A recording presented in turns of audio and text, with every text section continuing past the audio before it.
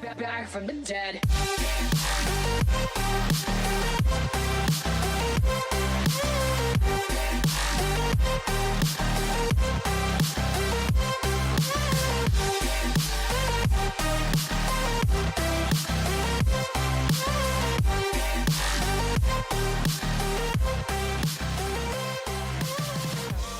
Ladies and gentlemen, you're all invited to go fucking mental. Hey guys, what is up? Welcome back to the channel. It is yours truly. It is Friday. It's the day for the Paranormal Podcast. Everybody's waiting for Fridays now. It is the 19th of March. And we have a really good topic today. So this is for those of you that are brave enough to join the paranormal circle, right? So today we're doing a really good topic. It is based upon haunted female asylums, women's asylums back in the day. Elfie, shout out to Elfie. She did a lot of our, we're supposed to be live on Facebook, says we're not. Sorry guys, we're still working things out. Elfie did all of our research for today, so shout out to Elfie. Thank you so much for helping us with research. Kat and I have been wanting to do a stream about this for quite a while.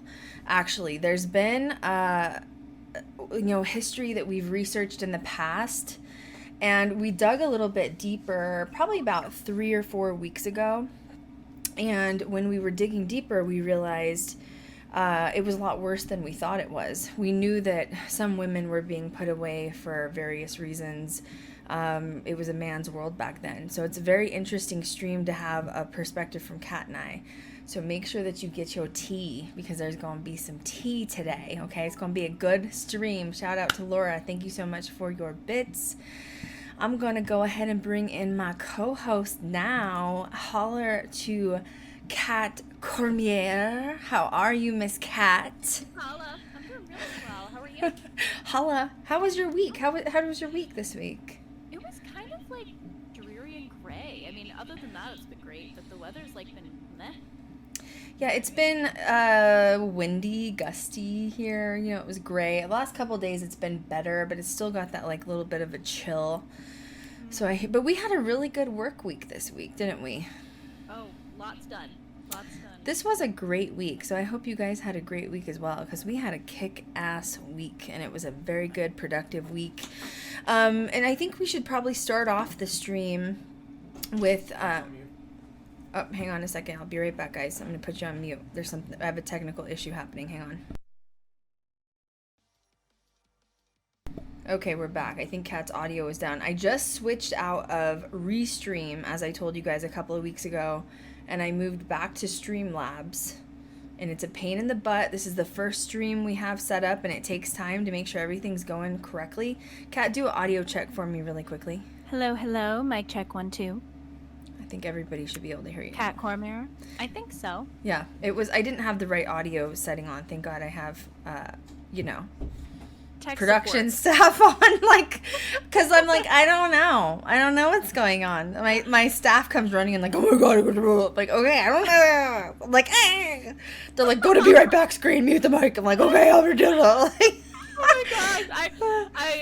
I started seeing comments and I was like, okay, do I need to touch my setting? I was like, wait, don't touch anything. It will burn to the ground. Everybody's okay? like Don't panicked. touch I'm like, sorry. So yeah, we're back on Streamlabs. Cross your fingers this works, that we can do some live streams. We're obviously, I'm trying to stream live to YouTube, Facebook, and Twitch all at the same time. And Restream I've been using it for like a year, and it's been unreliable for the past like 3 or 4 months. And you pay money for a service that should be working. You know what I'm saying? Like, you pay for, yeah, I mean, $20 a month for Restream. Like, I know it's not a lot of money, but like, you're paying for a service to be working, and it's not working. So yeah, we switched to Streamlabs. So sorry, we're just going through the motions of getting everything under control, but hopefully we're good to go now. You know what I'm saying? It's true. Anyways, we had a good Can't week. be any worse than my computer shutting down Oh my- during a stream. Salem came in. I'm like, fine, just dealing with a ghost. You're like, Cool. hey, do you Okay. want to like not mess with my electronics? Like, that'd be really nice. Like, I'm at work right now. You know what I'm saying? No, I was like, no one mess with this. I'm saging the area before we stream so we don't have that issue again. Now you have to sage on Fridays. Every night I have to sage. Ooh, let's talk about sage really quickly. Let's do it. Just really quickly, random topic, because we love tangents. You know, there's a thing going around on social media. Oh, Nikita said she loves your shirt. Thank you. Yeah. There's a thing on social media that a lot of people, and I think I've addressed this once before, but people have been asking me to address it again. There's a thing on social media that people are saying you should not use white sage or sage unless you're Native American. And people wanted to know what my opinion was on that. That's ridiculous, in my opinion, and I'm Native American. I've actually had dreams from my grandmother and my ancestors coming to me because I was asking for guidance from them on it, because I was like, why are people getting upset about white sage? Like, they're claiming the sage is being harvested improperly, and they're taking the sage from Native tribes. And I mean, if you're Native American out there and you don't like people using sage, okay, you're entitled to have that opinion, but I'm also entitled to mine. And what my grandmother said, she came to me and said, our family didn't survive the Trail of Tears for you to be fighting about sage right now. You had a bigger purpose on this planet, so please don't fight about sage. So in other words, my family was always had that like mentality of build a longer table, not a wall. So do you think you should take the right away from people to be saging and cleansing their energy and space? Absolutely not. Is it a native tradition? Yes. Should it be shared with people? Yes, it should. It's a very good way of like shamanism and spirituality of cleansing space, cleansing energy.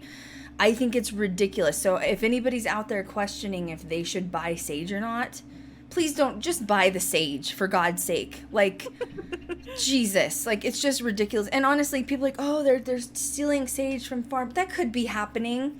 But there's also sage farms in California. That's where my sage comes from, where they just grow sage. And they're like, oh, they stole it from the Native Americans. Oh my God.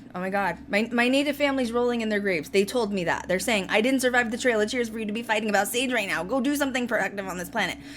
Anyway, there's my 2 cents. And if you're feeling still weird about buying it, you can grow your own. True. You can grow your own right from home and do it that way. Right. You know? But yeah, find some I was Jesus while you're at it. very interested to hear Krystal's take on that. We've had a lot of discussions about that. But yeah, it's interesting. Well, and then I have people that are Native that come at me that are like, you're too white to have an opinion. And I'm like, dude, come on. I hate that. I don't like that. You get that too with your Hispanic side. You're half Irish, half Hispanic, and people are like, oh, you're too white to have a Hispanic opinion. And you're like, excuse me? You're too white to be Mexican was the biggest one that I heard all the time, and I'm just like, okay. But yet you stand up for your heritage, and you encourage, and you promote, and you give, financially to your heritage. And I've obviously done a lot for Native American and especially women, in the tribes. And I'm like, yeah, I hate those responses. And honestly, if you guys saw me with my natural hair color, you wouldn't recognize me. I go stand in the sun for one day, and I am like really, like, I look Native American straight up, like literally. Like, I tan within 5 seconds. So does my mom. We both have that like very olive undertone. My mom has kind of darker skin for sure. And obviously my grandma was off the res. So anyway, long story short is, beautiful. Jesus, take the wheel. I can't tan for my life. I got definitely the Irish gene, where I'm either white or red. There's no in between. Luckily, I don't burn. I just get tan like quick. And that's when I was like, yeah, I don't go outside because I'm deathly afraid of like skin cancer because I went to cosmetology school. You know what I mean? So yeah.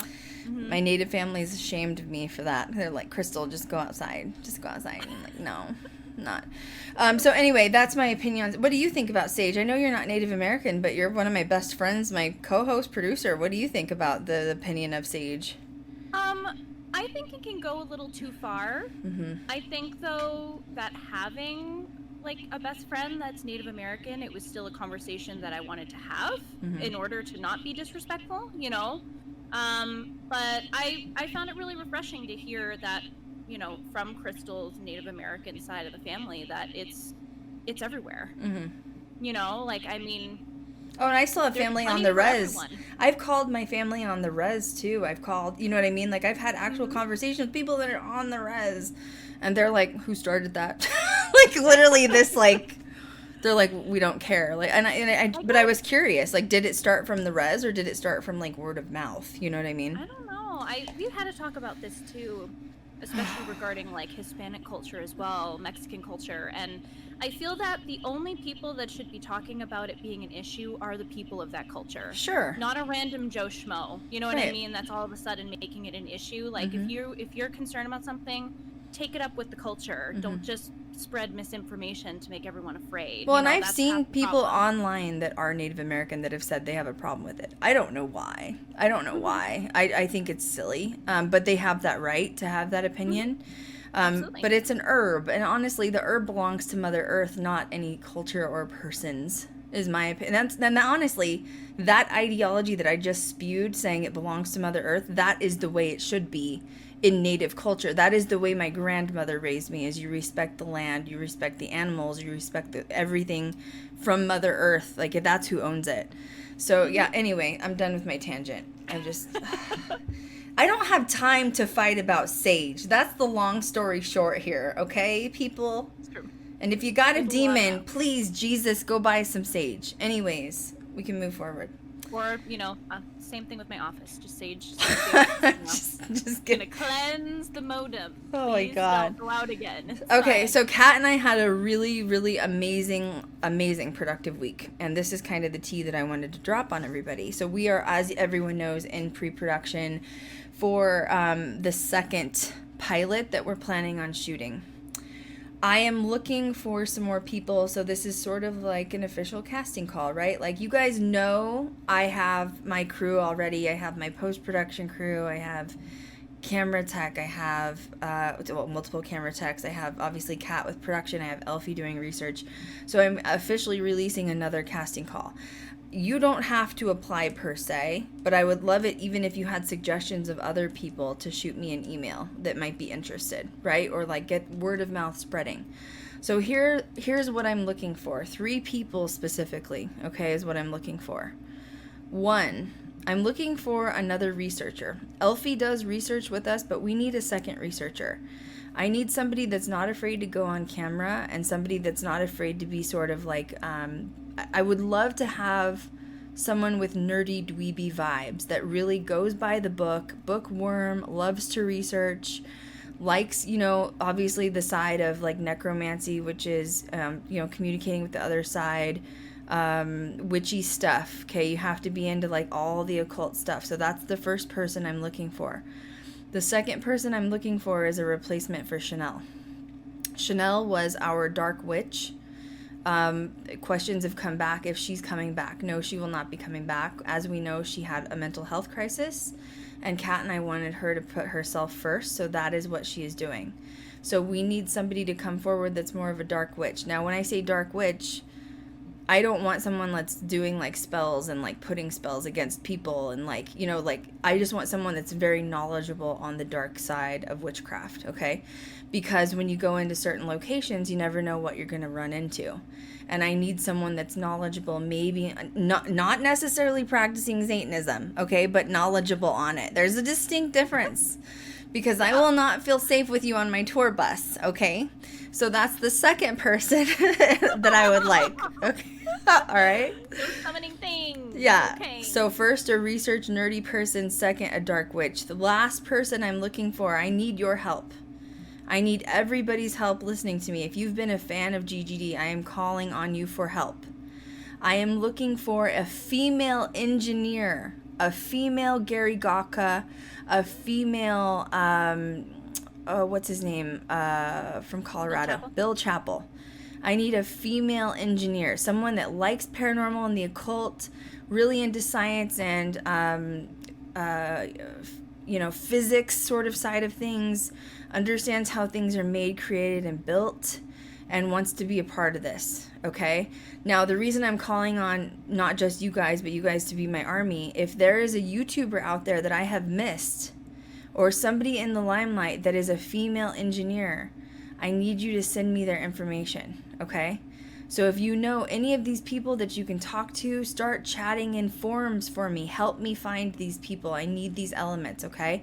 If you need to, I want you to email me at krystal@ghostgirldiaries.com. Forward me their information or your information. I'd love to know, like, your background, like a little blurb on paranormal, which position you're sort of interested in, and I need a couple of headshots from you guys, because I'm ready to shoot the next pilot. We're getting there, okay? So a formal casting call.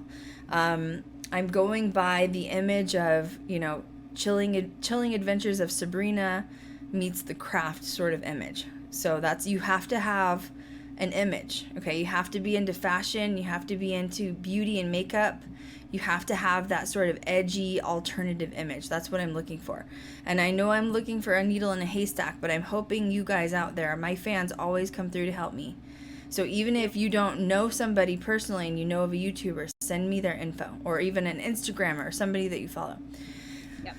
Okay, that's my schmeal. I'm done. Cool. I'm putting your email in the type today. That's a mood. Okay. Chat. In the comments. Yay! Krystal at ghostgirldiaries.com. Okay. Mm-hmm. Now we're gonna move on to some dark history, which is great because that's a mood. You know what I mean? It is a mood. I mean, it's our life. Shoot! I think I accidentally opened up the wrong. Did I open up the wrong? No, I didn't open the wrong thing. Of course, this document doesn't want to open, right? Of course it doesn't. That's what I get for not paying attention before we were done. There we go. Okay, let's start there. Okay. Streamlabs, man. I'm sorry. Streamlabs just doesn't like me today. Streamlabs we're done with your shit, Okay, so what do we want to start on first? I think starting out with why women were put into asylums in the 18th, 19th century is a good place to start. Right. Reasons why and who could bring them there. What was your inspiration behind wanting to research this? My inspiration was a couple things. One, Women's History Month. Okay. Right. First one. Second one, finding out more information on the misogyny back in those days. Mm-hmm. Where it started from. And Mm-hmm. it's always been a thing, but I mean this was really prominent to the point where it's really silly, some of the reasons why these women would be thrown into a mental asylum. I mean, scary. No, it's scary terrifying. It's terrifying. Yeah. Mm-hmm. Okay. I want to talk about some of the reasons why you may have been thrown into an asylum. So we're talking 19th century. Now, Elfie did some really, really awesome, amazing notes for us. And things I didn't even realize about the asylum. But one of the things that I was interested in finding out was the timeline of asylums. They actually started in the UK. And then the UK was basically teaching people how to tolerate women that were, quote, intolerable, right? Mm-hmm. And then the United States sort of took that inspiration and then they started building these, quote, asylums all over the place. So it was really interesting to find out the very first asylum for women's patients was built in 1773. And this was in Williamsburg, Virginia. The next one was in, middle of Virginia sounds so random to me. Back in that day, you're not going to have a lot of population. I feel like there'd be very little to no population in Virginia. So I'm wondering if they were thinking, okay, we're having an asylum here in the middle of nowhere because these patients, nobody wants to access them, right? I'm being raided. Exactly. Hi, Raid. Oh, yes! We're being raided. Thanks for the raid. I'm being raided. Yes. Thank you guys for raiding my stream. I'm sorry. I wasn't even looking over at my screen with that. Don't look when I'm talking about a paranormal topic, okay? I'm going to dive in head first, and I like talking about dark shit, okay? So, welcome to the Raiders. Thank you for being here. We're talking about haunted asylums today, haunted women's asylums.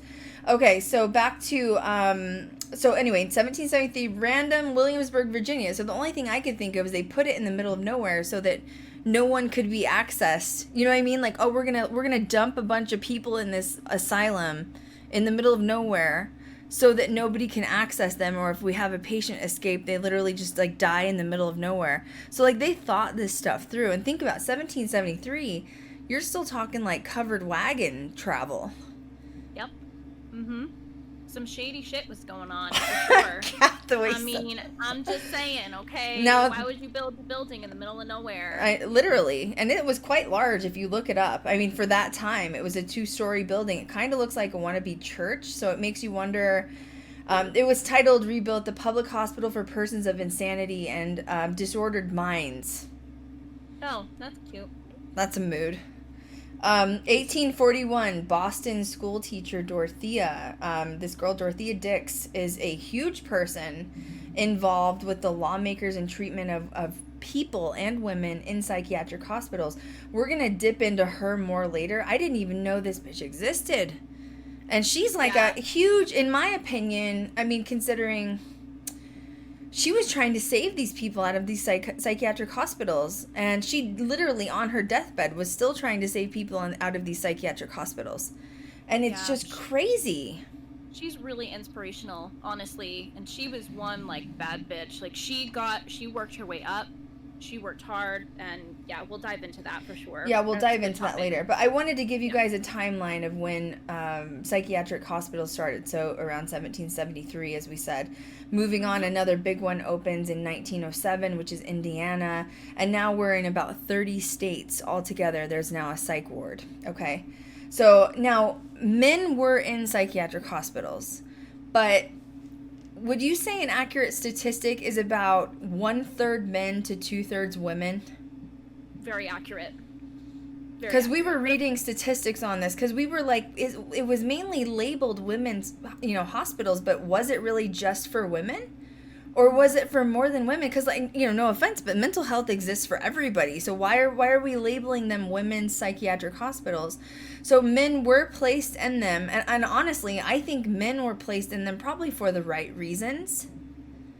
Like if they were having severe mental breakdowns, or syphilis was really big back then before like penicillin and other medications were invented.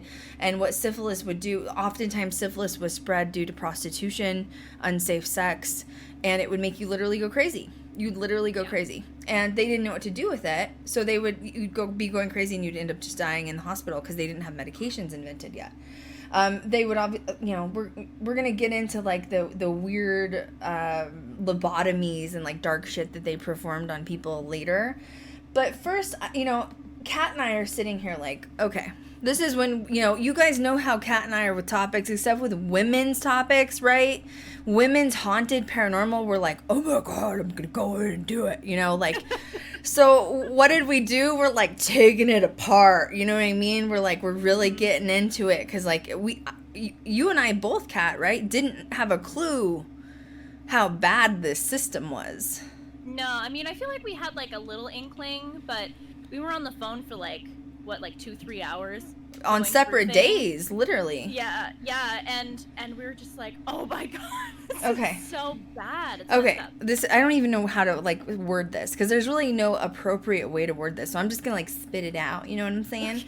But okay, so men probably we're talking 1700s, right? Like, so men were probably put in the hospitals if they were having a severe mental health crisis, right? Like, maybe at this time they don't really know what bipolar is. They probably don't know what schizophrenia, multiple personality is.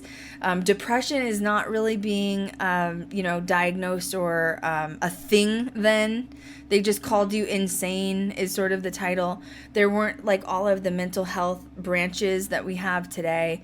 So they would just literally stick you in there. So that was for a man, right? So a man is having a crisis. He's going into the hospital for whatever reasons. Oh, that's not the same as a woman, okay? No. So let's chat about why women were placed in hospitals. This is sick. So, like, I'm just going to give you guys a warning that there's some discretion here of some dark things that happened with these women and why they were placed there. So if you are uneasy stomach, we're not going to go into gruesome details. I'm not going to do gruesome details, but I am going to tell you guys some of the things that they were placed in for. And the list goes on and on, by the way. I don't think Kat and I are even going to be able to cover everything at this point. No, if you were a woman during that time, if you breathed, you were an issue. Yeah, if you were breathing wrong, you could be put in. I'm not kidding. If you were breathing incorrectly and your husband didn't like what you were doing, he could place you in an asylum. Women were considered property at the time. They were not considered. And I would say that when asylums first became a thing, they were probably placed there for like good measure. But I think over time, the system, what's the word I'm looking for, became abused by spouses. I think men abuse the system. If a man wanted a divorce, he could just, because divorce was frowned upon then, he could just place his wife in a psychiatric hospital, take the land and everything they owned together from her, throw away the key, and then he could go on and marry somebody else. If he was having an affair, rather than being caught with the affair, he would just, he was fully capable of saying, oh, my wife's crazy for whatever reason, throw her in the asylum, move on to the next woman. And there were men that did that. There were men that would be like, oh, I need to get rid of her. Like, this one's not going to work either. Put her in the asylum. Let's find another woman. And it's crazy, because then what would happen, the mistreatment of these women going into the asylums, which is, why are they haunted? Because of the mistreatment that went on for so many years. And we'll get to that too. So some of the reasons a woman would be put in an asylum for, if she smoked or chewed tobacco, and her husband caught her, she would be thrown in an asylum because he found that as like a dirty trait, and it wasn't feminine. So he could claim her as mentally ill and put her in an asylum.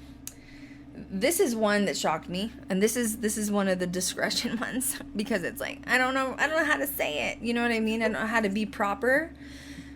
Yeah, there's no proper way. If you okay, I have a way to say it. If you, as a woman, if you were doing something that was regarding self-pleasure in the bedroom, that's proper, isn't it? Okay, that's good. Yeah. If you were doing self-pleasure in the bedroom and your husband your husband caught you, he could say, I don't like it that she's not allowing me to please her. She's going to an asylum because she's mentally ill. And they would minimum amount of years for self-pleasure was 30 years in an asylum. You can be dead by then. Oh, yeah. Or actually go insane. Okay, so there's one. Laziness. If you were a wife and you didn't want to, like, clean up after your husband because he's a pig, or maybe you're just tired, maybe you feel suppressed in a society that's not for women. Oh, asylum. You're lazy. You're crazy. Something's wrong with you, boo. Asylum. Mm-hmm. Yeah. Overtaxing mental powers. That was an interesting. Such as, I mean, basically what that means is your husband thinks that you're very powerfully mentally strong. Like you're a feminist. You're a strong woman. Oh, we got to put her in the asylum. She's not listening. We got to lock her up. Got to put her away. You're probably there. I was already there. That's like there. Oops. I told Kat, I was like, if I lived in the 1700s, I would have either been in the asylum for not minding my husband or burned. I would have been a prostitute, because that would have been the only form of an entrepreneur. Like, oh my gosh, did you hear what I said? What? I was like, or burned. Or be like burned. No, that was the life before that. That was the life before that. That was the last one. Yeah, that was the time before that. That was a whack. If you were a woman that was interested in studying, such as you had an interest in film, you had an interest in literature, you had an interest in creative writing. Oh, she's getting too smart. We gotta throw her in the asylum. Oh, she can't get smart. We gotta throw her in the asylum. Oh, here's a good one. If your husband doesn't enjoy your company, and he generally just thinks you're a bad person, asylum. You know, I feel like at that point, women might have been strong enough to think of it as like an out from that psycho house. Maybe the house was the asylum. True. Very Think true. About it. Yeah. You know. If you had any opinions on political figures that were going on in your time, you weren't allowed, as a woman, you weren't allowed to speak out politically. Asylum. Oh, she's crazy. She's opinionated. We got to get rid of her. Now, this one kind of makes sense to me, honestly. If you married incest, you'd go to the asylum. I mean, okay. Like, I'll let that one go. You know what I mean? I feel like that's like jail time, too. I feel like now. I feel like rather than an asylum, maybe they just need to send you to church and like pray to Jesus and like just let's not, you know, please something. They need something, but... I would give her a King Tut book and say, have you ever studied King Tut and know what happens with King Tut? Okay, he was inbred and he had a lot of issues. That whole family, man, was sick. That's for another stream with my Egypt. Yeah, let's not Egypt tangent. rabbit hole. Yeah, let's not tangent, because we could. Like, I could go there, you know what I mean? But I'm not. It's fun to tangent. It's fun, but not... That's a tangent. Like, that... That's a lot. That would be like a 5-hour stream of like the dysfunctionalism of Egypt when it was like trying to create an empire. Like, of course, that's not just Egypt. A lot of royal families would keep their blood in line of like sleeping with their kids or whatever. What? All I'm going to say not for is me. In this life, I discovered how to mummify someone at age 11. And I definitely would have been thrown into an asylum. My all God. I'm going to say. Okay? Jesus, Lord. Sometimes you just gotta know. Sometimes you just gotta know. So on that note, I think we should just end that because it could keep going. All right. The one that I found interesting was hard study. They called it hard study, and it was the fear of women knowing things and like women knowing that they don't need men anymore. Right, that's a mood. Like self-empowerment. Yeah, they're like. Well, yeah, but doesn't that tie into like women becoming witches and joining covens, which was also like empowering, and they tried to stop that shit? Yeah. So it's the same thing. They don't want you to be powerful. Once again, what was that thing you saw on Instagram? It said, thank God women want equality and not revenge. Yeah. Jesus, yeah. Lord. It's true. I mean, it's going to happen with some generation at some point. What, revenge? You said that. I think you said that, like, when we were talking. I did say that. Yeah, it's going to happen at some point, but... Well... In the meantime, I'm just going with the flow. You know what I'm saying? Yeah. When the revolution happens, call me. Superstitions, which, I mean, I feel like everybody has superstitions. You know what I mean? Like, I've talked about this before. I've never really gone into in depth about it, but I used to be obsessed with, like antique keys, like really pretty antique keys. Yes, they're like and I used to have like literally probably 20 or 30 necklaces of skeleton keys. And the day, maybe I'll just talk about it. The day I lost one key one day. And the day I lost the key, my car got stolen. And after that, I associated skeleton keys with bad juju. Dang. Yeah, and the fairy took it. Well, I had a couple other things happen when I lost a skeleton key. Like, it wasn't that bad, obviously. They found my car. It was totally wrecked and trashed. But, like, after that, I was like, stay away from skeleton keys. Those are really bad for Krystal. Like, she doesn't need those. So, but if you had a superstition, asylum. Go, throw you in there. We don't want you with your superstitions. I mean, there's way more. Period. Too bad. Oh, my God. I found this really interesting article by this girl named Catherine Pouba is her name. Pouba. And Ashley Tyen is their name, so if you look it up. They did this like really big abstract article on studying asylums between the years 1850 and 1900. And I just want to read a couple short lines. Women were placed in mental institutions for behaving in ways that male society did not agree with. Women during this period had minimal rights, even concerning their own mental health rights. Research concluded that many women were admitted for reasons that could not be questioned. And a lot of those women that were admitted were obviously abused. And it's just really tragic. And women were faced with things like abnormal body functions or actions, like anything that you did strange. So if you had like a double joint, you could be thrown in an asylum. I mean, like literally anything. Postpartum, if you had postpartum depression, they didn't call it postpartum then, they could throw you in the asylum. There's, in this article I have in front of me, I'm on page 3. It's an awesome article. It's only 10 pages, so it's not really long if you want to look it up. It's called Lunacy in the 19th Century, Women's Admissions in Asylums in America. Do you want me to put it in the comments? Yeah, you can. Link it. On the third page, it talks about several things that women were placed in the asylum for. So majorly there were domestic problems. There was one person that was placed in the asylum for unknown causes, feeling suppressed, religious fantasies, religious matters, overexertion. So being too excited could have also put you in the asylum. Oh, God. Let's see. One woman had an abortion, and she was placed in the asylum for having an abortion. Loss of property, mental excitement. So I'm assuming that could be more related to enjoying reading or studying or whatever. Insane by overwork and domestic trouble. So if your husband thinks you're working too much and you're not being a housewife enough, we're going to throw you in the asylum. Childbirth. And also nymphomania. So if you wanted to sleep with your husband too much, he would throw you in the asylum. And that's not everything. There's a lot of other reasons, but that's the topics that Kat and I sort of pulled out for being the most disruptive, I think.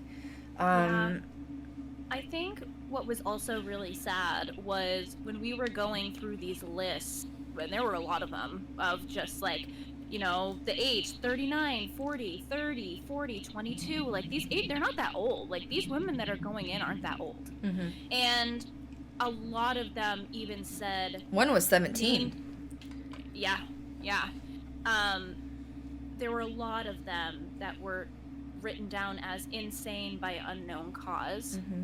And to me, like, that just immediately read because there was no reason. Mm-hmm. There was no reason for them to be in there. So it's just horrible to keep seeing that. Insane by unknown cause. It's just chilling. It's tragic, and they, you know, their families. So once you're in an asylum, your families could come and take you out, like if their parents or their families wanted to take them out. But that was such a shun to society back then. They didn't want anybody to know their daughter was in an asylum, so they just left you there. Imagine, like, cell phones don't exist. You can't. And now, not only that, but now you've become a guinea pig. Yeah. Now they're doing lobotomies. They're throwing medicine at you that you don't know what it is. It's making you weak, tired, dizzy out of it. They're doing experimental surgeries on you. And we wonder why these places are haunted. Another reason I wanted to do this topic was I have seen only men investigators, because as we know, the market's saturated with only men investigators. What, like 95% male? Pretty much, if not more. And these men are going into places like asylums, and they're, you know, either they're looking for a demon or like, oh, where's the dark energy harboring everything here? The asylum is the dark energy. The asylum is the demon. Like, the location's the demon. It's not a thing. It's not a person you're looking for. It's a thing. It's the location that's trapped them. And imagine if you died while, you know, you've been placed there by your family. You feel lonely, depressed. It talks about they would put you in padded rooms. They would put you in straitjackets, just leave you there for days with no human interaction, no love. You would go insane. You would go insane even if you weren't insane. And that doesn't count all of the drugs, the anesthesia, the surgical procedures. So imagine they're doing these procedures on people, they're guinea pigs. It's an experimental lab. And you're under medication, you're being surgically worked on, and now you die. Would you know that you're dead? Oh gosh, no. I wouldn't. I'd be stuck. Oh, I'd be stuck. I'd be confused. I'd be like, what's going on? Where am I? Well, your whole reality is totally warped to believe something that you're not. That's a mind trip of its own without the drugs and everything else, mm-hmm. You know? And you're surrounded by some that might have some legitimate, you know, mental health crises going on. But a majority of them weren't. You know? So then how do you feel about these male investigators going in, handling it this way, rather than being compassionate and empathetic towards the energies that are there and the suffering that took place? Instead, they're looking for a demon, or they're looking for the dark thing that's harboring them there. How do you feel about that? I think, one, it's disrespectful, and I think, two, it's expected that something dark or, you know, something is going to attack them. Because if it were me as a female, you know, that had passed on, being put in a mental asylum that, you know, I wasn't meant to be in, and there are guys in this day and age that are doing the same shit that caused me to go in there back in the 1800s, I'm gonna have some issues with them. Right. They're interrogating these people. Mm-hmm. These spirits, you know? I mean, absolutely just not warranted. And I'm also not saying to go into a location not being, you never want to go into a location and just open yourself up. You know what I mean? Like, you do need to be prepared because there could be something dark there.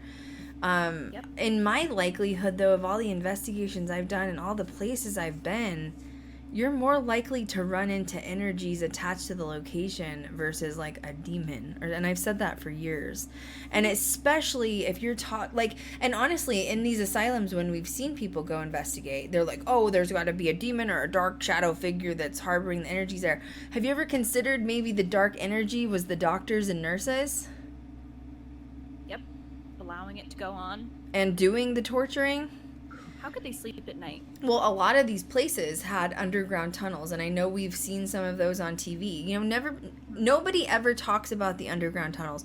The only thing they say is, oh, well, they had to use the tunnels because in the winter it was too cold to wheel the body outside to the morgue, so we had to tunnel to the morgue. Yes, that's partially true. But the other reason they had the tunnels, and you can research this on your own, is there were so many people being worked on as guinea pigs and dying that they couldn't report how many bodies that there were coming out a day. So the way they hid the bodies was by rolling them through the tunnels. Why are the tunnels so haunted? Once again, we're going down in the tunnels, as we've seen on all of the shows. They're looking for a dark energy in the tunnels. How do you know it's a dark energy? How do you know if it's just not like the doctor that rolled them down or the nurse, or maybe it's the patients that are stuck in those tunnels? Oh my gosh. I feel like they're missing the opportunity to communicate, though, don't you think? Yeah, it's definitely a lot deeper than, you know, what's on the surface, you know, based off of everything going on. Mm-hmm. And who's to say that female patients weren't being like raped in those tunnels? Oh, they were. Oh, I'm who's sure. Who's to say that, you know, like that? Well, what's the thing happening? where you sleep with a dead body? Necrophilia? Is that right? I think that's it. Yeah. I always get necromancy and necrophilia mixed up. I'm like, there's a Me difference. too. Just be careful when you say that. One's a summon and one's not. What? That was so funny. Oh my gosh.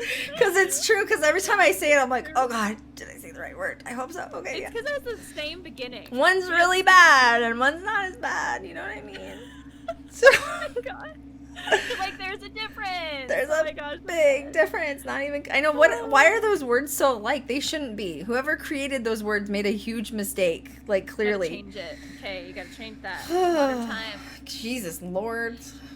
Yeah, the something that really stuck out to me in the notes as well was who could admit these like women into the asylums, and it was decided by your husband, a brother of any side of the family, or a male friend. So like, proving once that's messed up. again, So, like, society's anybody, ran by the males. Some random guy could take some random girl off the street and roll them in to an asylum and just say, "Here you go." How messed up is that? I literally have no words. Like, I feel like, you know, and that's the difference of why I'm so frustrated why there hasn't been women in paranormal. Because I feel like, especially us, like, we're intuitive, we're empaths. Like, I mean, I don't like to use the word psychic because, yeah, we've gotten visions before. Kat and I both have. But, like, I don't think I'm psychic enough to call myself a psychic. You know what I mean? Like, I'll get those visions. I'll get those things happen. I'm much more comfortable with the term intuitive or empath. But going into one of those places as a female, I don't think I would be investigating or reacting the same way that we've seen on TV. I think I would feel a serious heaviness, and I think I would feel the sort of like pain and torment those patients went through, whether it's mental, physical, or even emotional. Sadness. Such sadness. Such sadness. Really heavy. Really heavy. Mm-hmm. And sometimes those emotions can translate without even saying anything. True. They really can. Mm-hmm. You know, so if your intentions are good, going into a location like that, especially as a female, I just feel like they just know. Well, it would also be interesting. I personally just opinionated on going into like a female abandoned asylum. I do think, obviously, the doctors, nurses, medical staff was doing corrupt things. I do think no matter who you are, whether you're just a corrupt doctor or you're Richard Ramirez, I think that, you know, if you meet your maker, you're going to have a really big problem. And I think they're afraid to cross over because they don't want to meet their maker for what they've done, like all the torment, and their karma is going to come back whether it's one way or another. You know what I mean? Yep. So it would be interesting to go in those places as strong women, because I don't think those doctors would like it that have stayed around, or the medical staff. And I do think you would be prone to attacks because they see you as a strong woman is what they're against. They're still stuck in that loop of that same time period, whether it's 1800s. And I think there would be a lot of evidence and attacks happening because you're what they want. They want you as another guinea pig. They want you as another experiment. You're in the flesh and you're what they want. Yeah, it's true. I agree with that 100%. And of course, there's still going to be some form of aggression from those male doctors, because they're still in denial, clearly, that they did anything wrong when a part of them knows they did. Well, I mean, that was dark. I mean, I feel like even, like, you even have Richard Ramirez. It's like, oh, yeah, I know I did bad things. I have no remorse for it. Like, so when you're doing dark things, even using people as experiments on a scientific level, you still know you're doing something wrong. You know, so, like, whether they're stuck in the gray zone or not, they know why they're there and they know what they did when they were alive. Yeah. So, and it's interesting. It's just, the whole thing's very, very interesting. What direction do you want to take this in next? Let's see here. Talking about labeling women as insane was done very lightly, and with influences by social attitudes towards women. There were lots of questions being posed in a lot of these articles just to get, like, outside input, saying, did these women truly need to be admitted to the asylums, or was their admittance an example of their lack of power and control in their lives? Because women had no control. Around 1938 is when they started. There was a neurologist that I can't pronounce his name. Ugo was his first name. Ugo. He was the one that introduced. Oh, he's an Italian. He's an Italian neurologist. In 1938, he introduced electroshock therapy as a treatment for patients with schizophrenia and chronic illnesses. Electroshock therapy. And obviously we know today that it does, they do still do it to an extent, but it's not done the raw way where you actually, like, felt pain and they still do it if you, like, check into the Mayo Clinic for certain, like, mental health treatments, but it's done a completely different way in this modern day and age. But even if you would come out of the closet and say I'm a lesbian or I'm gay, they would try to treat you with electroshock therapy. Oh gosh, yeah. That was another reason you could be thrown in the asylum, was coming out saying I'm LGBT. Yeah. I found it really interesting too, because they were going on in some of these articles, the research of these mental asylums, and they found it really interesting, the comparison of rates of admittance with people that were American born and those that were immigrant women. Yep. I mean, horrible stuff. Just throw them away and lock away the key. Nobody cares. Oh, it's messed up. So, and in go ahead. One of the statistics, in 1879, they found some records, and it was really difficult to see how many males to females were in some of these asylums. Like, it was really difficult to point that out and find that information, and it was probably because they didn't want it on paper. Yeah. Oh, I think so many records were hidden for sure. 100%. Yeah, because it was wrong. And there was an example in Middlesex County Asylum in Hanwell, housed 728 males, in contrast to 1,098 females. So once again, about a third of the population. Yeah. 1955. So that's really not that long ago, honestly, if you think about it. You know, because we were talking about the 1700s before. So you're talking about 1955. The number of people that were in psychiatric hospitals was 560,000 people. Where's the balance, though? Because I feel like you have this extreme side where it's like, oh, everybody's going in the asylum for something. Kat and I are feminists. The asylum, like, we would have been there a long time ago. You know what I mean? And gladly. We'd probably form an alliance. Oh yeah, well, that's what's crazy too. Is like there's all these people in there who aren't sick and they were afraid to fight back. That's amazing. And the state didn't care. Nobody was there to help them. It's just shocking the torture that went on. But but anyway, with that being said too, it's just I lost my train of thought. You know what I mean? Well, I think what was crazy about that too was also these women, like all of them, were just being drugged upon arrival. Yeah.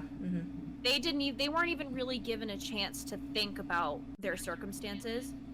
And sometimes I wonder if that was a saving grace in a way.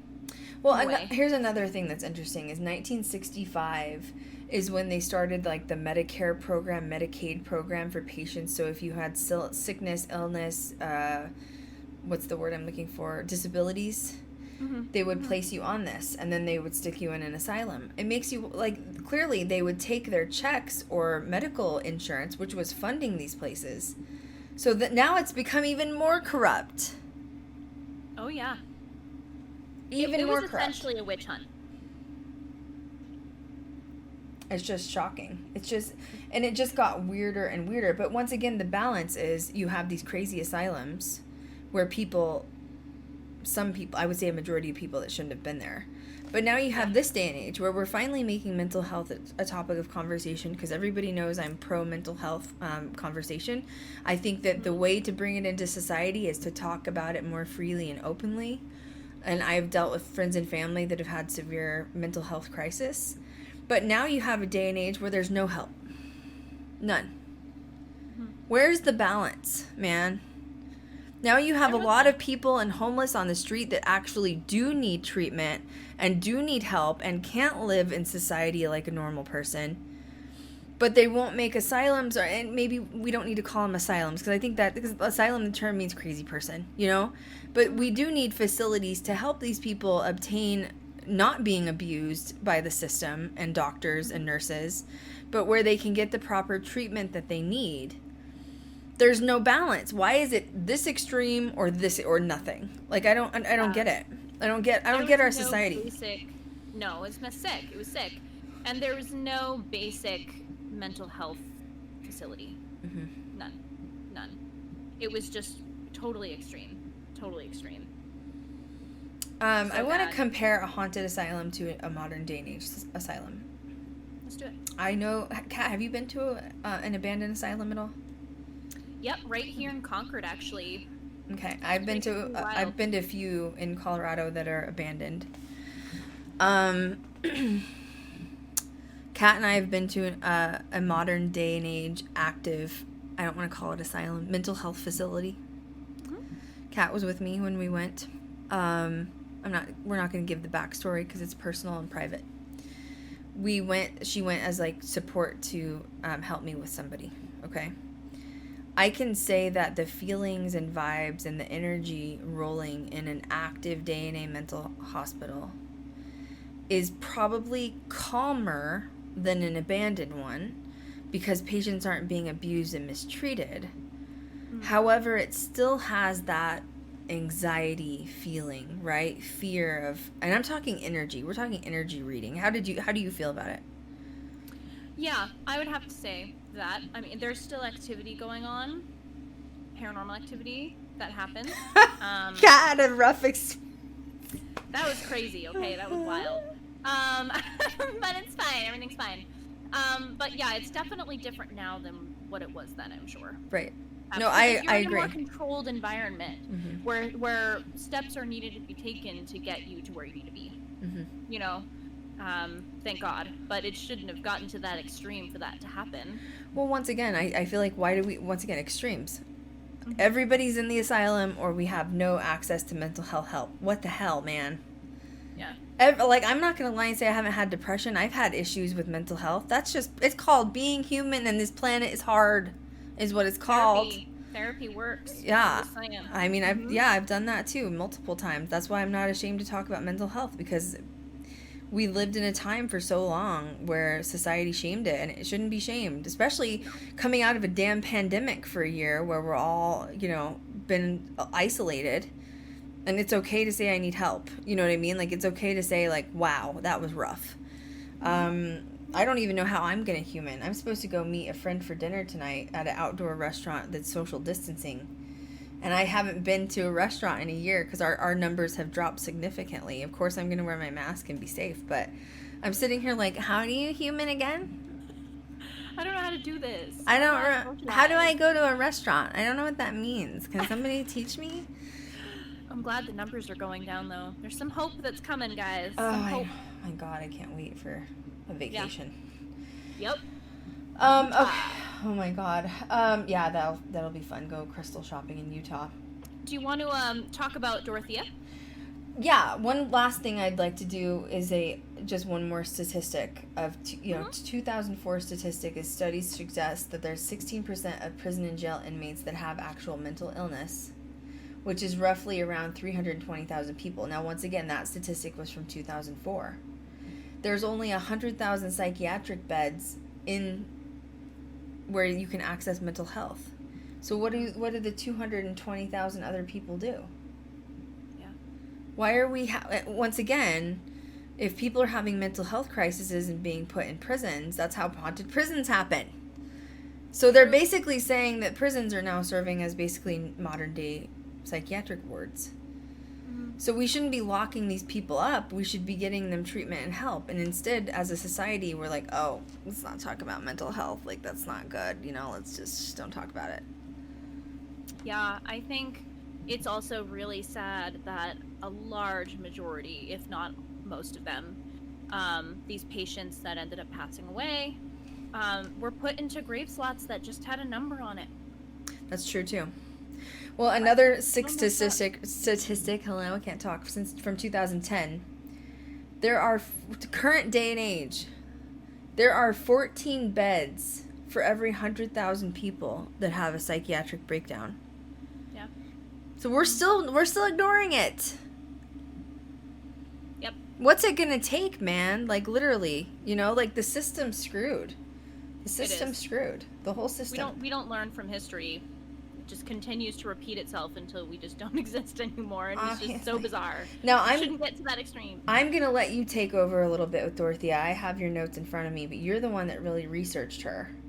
Mm-hmm. So going back, if you guys remember at the beginning of the stream, there was someone called Dorothea Dix, and she was sort of this really big advocate for people that were in psychiatric wards. Yes, predominantly women, but also men that were being thrown in the wards that shouldn't have been. And she was basically saying, this is inhumane to just throw away the key and put these people in and let them be guinea pigs. And essentially they just rot away. So go ahead, Kat. Go ahead and start with her. Yeah, she's an amazing soul. So early 19th century, she was an early 19th century activist who pretty much changed the whole medical field during her lifetime.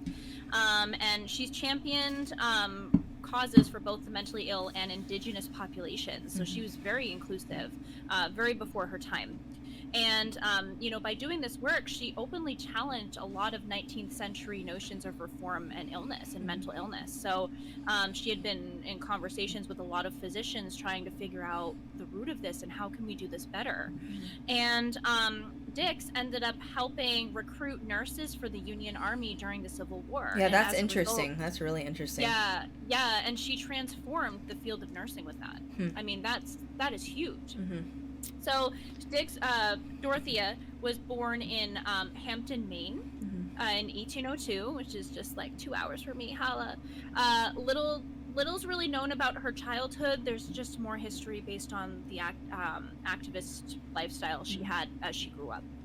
And historians believe that her parents suffered from alcoholism and her father was abusive, so she had a rough childhood. That's pretty much the extent of it that they could find. But because of this abuse at a young age, she ended up moving to Boston to stay with her grandmother. So she was brought up by a different family member. And she attended school in Boston and actually tutored children, so she worked with kids a lot. And while she was working with children, she became ill a lot. She was sick all the time, and essentially was forced to stop teaching at that point. And during one of her bouts of illness, her physicians had suggested that she spend some time in Europe. And while she was visiting overseas, she ended up meeting with a group of reformers that were interested in changing the way the mentally ill were being cared for in these institutions. So that's really what sparked everything. Talk about divine timing. She basically had a drive from seeing how these people were suffering. Yeah, absolutely. I mean, I hope anyone would. I shouldn't have taken it even till the 1900s for this to happen. Yeah, that's a long time. That's a 200-year period of some serious suffering. Yeah. Yeah, really sad. So once Dorothea returned to the United States, she set out to tour mental hospitals around the country to start asking some of these difficult questions. And you can only imagine how that must have been dealt with as a woman, So she pushed states to care for the unfortunate, try to get them more care, and there were a lot of politicians that disagreed with her work and as she moved forward, but that didn't stop her.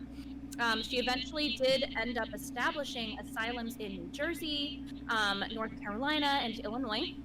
And she worked to pass a federal legislation that would create a national asylum. And though the bill didn't pass, she did tour overseas again, though, reporting that conditions of the hospitals in various countries were still continuing. So she was doing like research work comparing over there to here, which I found really interesting because you didn't see any men doing that. Okay, is all I'm going to say about that. Kat's like, I'm just gonna get this in real quick. Just get a little Aries moment in there. Dorothea was also known for treating both Confederate and Union soldiers, which really gained her a lot of respect in the nursing field. And during that period when male doctors were openly expressing disdain for female nurses, Dorothea continued to pull for formal training and more opportunities for women nurses. So she was a feminist of her time, absolutely. And over the course of the war, she ended up appointing more than 3,000, or about 15% of, Union Army nurses. Wow. So really amazing. And she ended up stepping down from the position around 1865. And after that, her work didn't stop, though. Dorothea ended up raising funds for a building of a national monument to honor deceased soldiers. So a monument for veterans, passed on veterans, which stands at Fort Monroe in Virginia today. So you can even go and check that out there. Wow. And after that, did continue fighting for social reform throughout her life, and her work in support of better care for the mentally ill culminated into restructuring of many hospitals, both in the United States and abroad. So she had massive, help with restructuring the whole facilities together, and after she suffered from a really bad illness, Dorothea ended up returning back to New Jersey, where she spent the remainder of her life in a specially designed suite in the New Jersey State Hospital. And she ended up dying on July 17th of 1887, and she is currently buried in Cambridge, Massachusetts.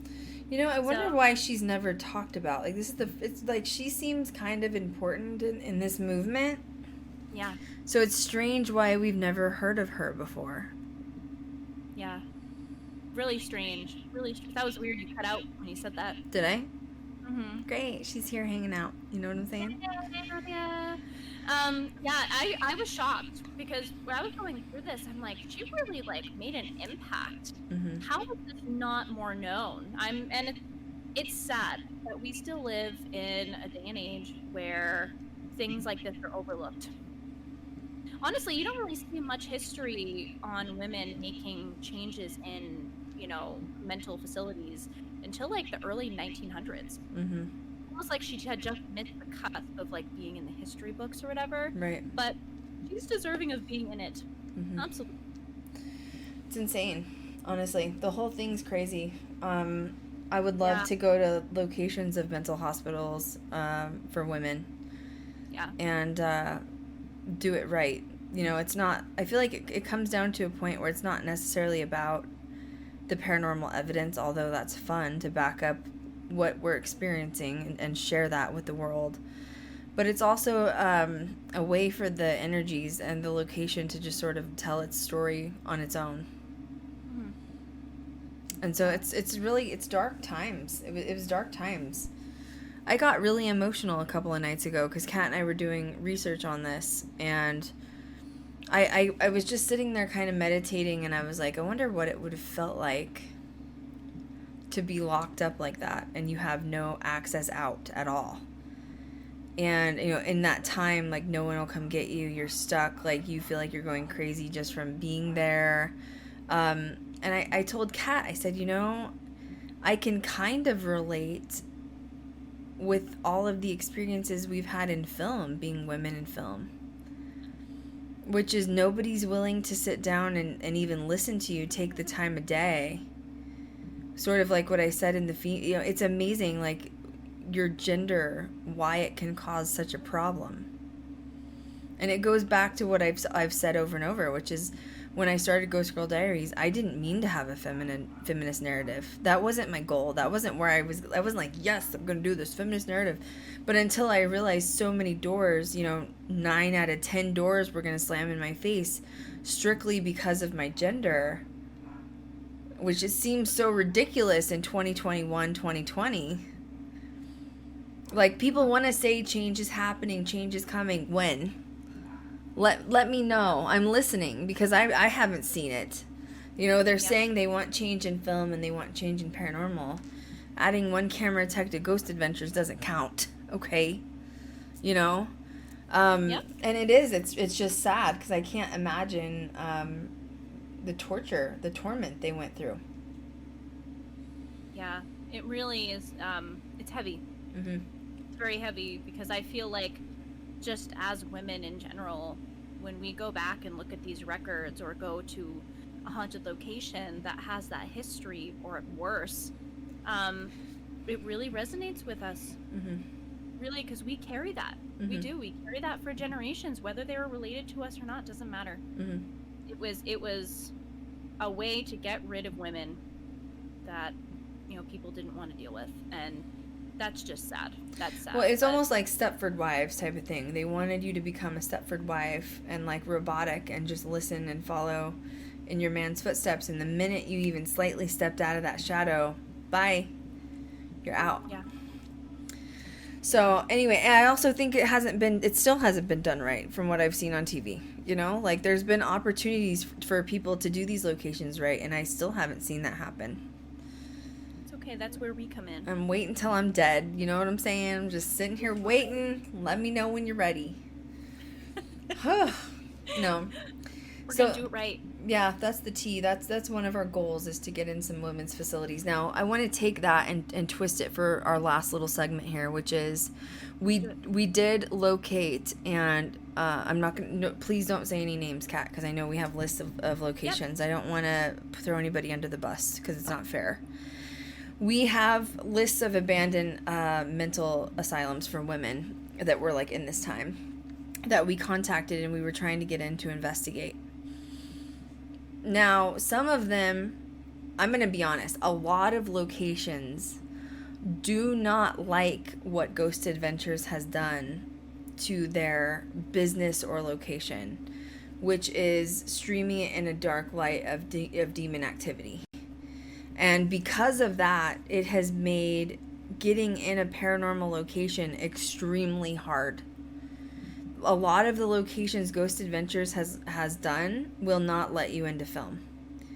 And it's because they feel like they didn't like the outcome of the episode. They don't want people to think there's demons and darkness, and that's always the end result.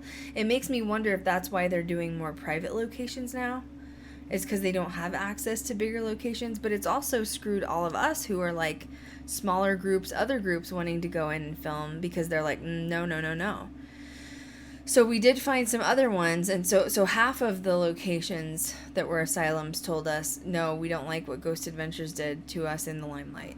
The other half of the locations said Kat was doing the negotiating, and they literally told Kat, we don't want people to know the truth. We don't want people to know how bad it was here, because they always ask you, oh, well, what are you going to film? How are you going to film it? How are you going to tell the story? The story is going to be, as we always say, let the location speak for itself. We just want the history of the location. No, we're not going to do demons and stuff like that. And they freak out, because they're like, we don't want people to know. We really don't want people to know how bad it was. And Kat and I were shocked by that. So I think some people don't even realize, I don't think some of the stuff that happened has even been released to the public. I agree. And I think that's part of the problem, though. That you can't create change unless all the cards are on the table. Mm-hmm. Unless you know the truth of everything, no matter how dark it was. I know those things should not have happened, absolutely not. But who are you going to harm by, like, it's not like it's an active asylum at this point. You know what I mean? So who are you going to harm by letting us go in and investigate and tell the history? It's true. Who are you harming? Like, are you afraid as the asylum owner you're going to be hunted down or something? You know what I mean? I don't know. That is a very interesting question, though. I almost wonder if maybe like spike in the activity. Maybe. You think? But I'm not that would sure. really be the only thing that would come to mind, you know? I don't know, because they were kind of mean. Some of the locations were like, absolutely not. We do not want people to know what happened. The history is rough, and we don't want the story told. Mm-hmm. Thank you for the follow, Spud Babe. Hey, Spud Babe. I love that filter on Snapchat. What, Aaron? The Pluto filter. Oh, was it Pluto? What? Who was it? The Spud filter, like the potato filter. Oh, the actual literal filter. Okay, I was like was there a potato on the stream? I don't understand. No, the name. I was like, oh great, we screwed up Streamlabs. It's gonna be fine. Sorry, I'm going off. It's fine. Well, anything else we want to add to it? I think we really touched on. I mean, there's so much more we could go off of. Right. There's so much, but there was one person that someone had mentioned, Pat. I can't remember who it was, but there was a woman named Nellie Bly, who was a journalist in like the 1800s. Yes. And she was really interesting because she like pretended to be mentally ill to get like inside information. Right. She like admitted herself or something like that. Yeah. Yeah. So that was just a quick one I wanted to add. Yeah, that's a good one, but that's a whole nother stream too that we didn't want to divulge in. We were more interested in the asylum part because I just feel like people haven't really considered what these people went through. Like, oh, it's a haunted asylum. Do you know why it's haunted? Yeah. People, and especially women, were tortured and murdered and raped, and you know what I mean? Like, yeah. I remember talking with Krystal last night about how they have that American season of Asylum, and I got to like 4 episodes in, and I couldn't finish. I couldn't. I was empathing way too hard. Too realistic. It was oh my gosh, like you could feel the pain. You could feel the pain watching it happen on screen. I was just like, no.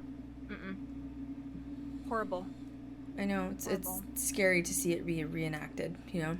It is, but looking forward to the, future opportunities to go there and do it right. I agree. So last note that I sort of want to leave off with you guys is, if you know anybody for our casting call, please send us the information to Krystal@ghostgirldiaries.com. So real quick refresher. I'm looking for a sort of darky witch like Chanel was. I'm looking for a nerdy sort of researcher witchy type that goes by the book. And the third thing that I'm looking for is an engineer, a female engineer. So email me at Krystal@ghostgirldiaries.com. Email me a short blurb, a couple headshots, which position you're interested in. If you know somebody on social media who's maybe a public figure or another YouTuber, send me their info, okay? Because I try to be involved and look as much as I can, but I think the engineer might be hard. So I hope I'm not setting up really high expectations for myself.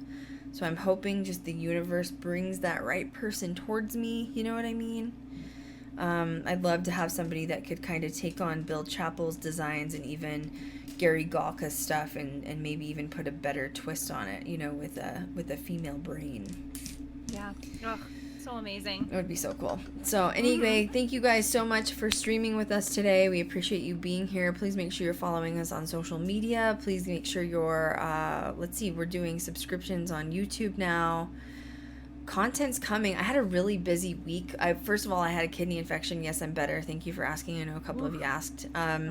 Still going, but it's not as bad. Don't know how that happened, but it did. And I was just really busy with meetings this week, honestly. I wasn't even on social media hardly. It was a very productive, good week. So I hope you guys have an amazing weekend. Make sure you're following us on social media. This stream will be a podcast uploaded on Spotify, iTunes, all of the above, tonight or tomorrow. So make sure you check it out. And as always, we will catch you guys next time. Bye, guys. Good night. Have a good weekend. Back from the dead.